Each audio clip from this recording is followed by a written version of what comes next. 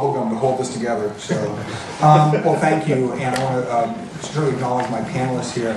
Kevin has produced the most watchable drug war documentary this year, in my opinion.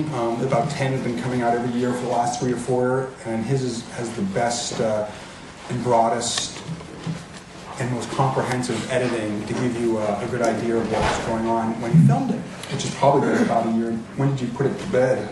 End of 2007. Yeah. So it'll catch you right up to the moment it went into, and think of what's changed in the ensuing time. And Mason, of course, in some ways, I think Colorado NORML and this massive 420 event, we can thank Mason for that, largely.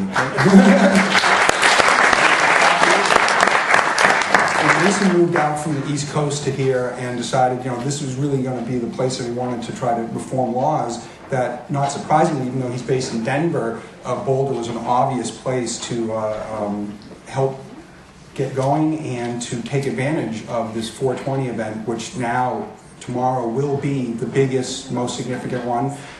We do have the New York Times covering us here today and interviewing individuals. They'll be there filming it. I did a pre-interview with the editor on the West Coast on Thursday night, so this should be in the paper tomorrow. So our discussion is about really the history of Prohibition, and I often, when I begin my lectures about marijuana to non-persuaded audiences, and I give a lot of lectures and debates, Burden clubs, Kiwanis clubs, Elks clubs, Chamber of Commerce's. I do them all over the United States, Knights of Columbus. So I don't talk to university students all the time who are already inclined to support reform. So for me, I actually begin by talking about prohibition. I'd like to think I probably have said the word or written it more than anybody in the last 20 years. I use it all of the time because prohibition in a democracy that's at least free market oriented, such as ours is impossible. It doesn't work. So therefore, what do we have to look at? Well, you learned in your English 101 this concept of juxtaposition. So the idea that we had alcohol prohibition that lasted about 10 years. And how did it come about? It took about 100 years of the Christian temperance women's movement to bring the country to the point where it wanted to pass. And here's where we get into the discussion of prohibition. It took a constitutional amendment to ban alcohol. And frankly, I'd be very happy to live, reasonably speaking, under alcohol prohibition laws for marijuana. Why? Because you could possess alcohol, you could make alcohol, you could give it to your friend for no remuneration, you could use it for religious sacrament, you could even have it prescribed to you. You could have a case of beer or 2 cases of wine per day prescribed to you. And again, I mentioned that Jews, Christians, Catholics, we use alcohol as a sacrament for the blood of Christ. Of course it's not the blood of Christ. It's a metaphor protected by the First Amendment.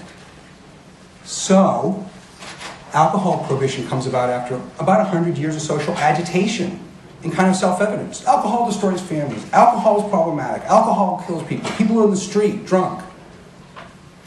So they banned it.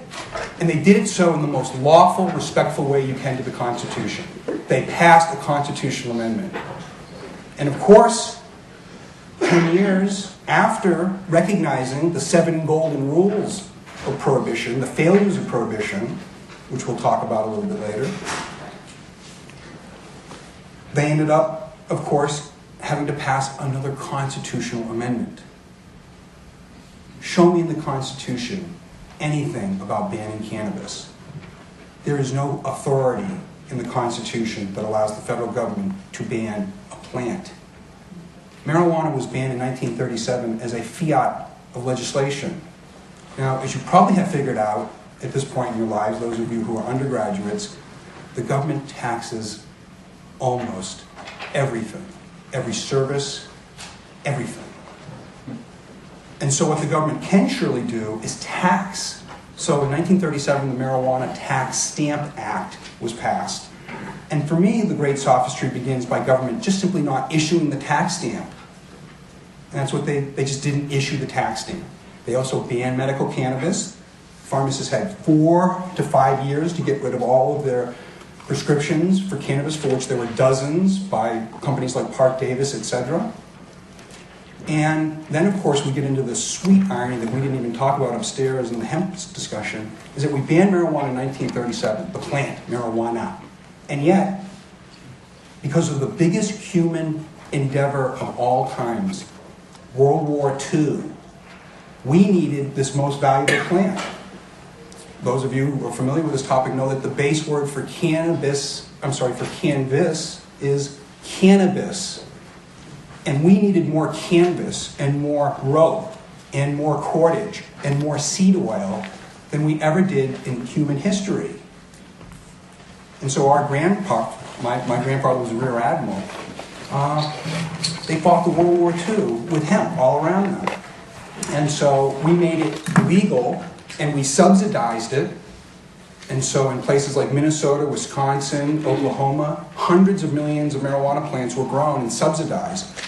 So in this world, blessed world, you can type in "victory for hemp" into a Google search engine. You can watch these government-created films that were distributed to 4-H clubs and Future Farmers of America and Ruritan clubs to literally teach children how to grow industrial hemp for the war effort. And then as soon as we won the war in 1945, we paid the farmers to plow it all under. We paid the seed companies to get rid of all the seeds. And yet today, on average, 500 to 700 million marijuana plants are eradicated domestically. We know from genetics, and I love science. Science is the basis of all of this. We know the genetics, 95% of all the cannabis in the United States that's eradicated outdoors is in fact the feral hemp left over from the World War II effort. Talk about sweet, painful irony. So we made marijuana illegal, we made hemp illegal, and then we brought it back for the war effort, then we made it illegal again. And so the government doesn't issue the tax stamps. And that sets us off into essentially 70 years of marijuana prohibition and all the problems that are wrought from it. To end here, I'll just mention the 7 golden rules of prohibition that we learned, which I would ask you to remind your elected policymakers, what didn't they learn about? And how topical is this today? How apropos? Destabilizing our international borders. Violence amongst those who sell at the wholesale level like that.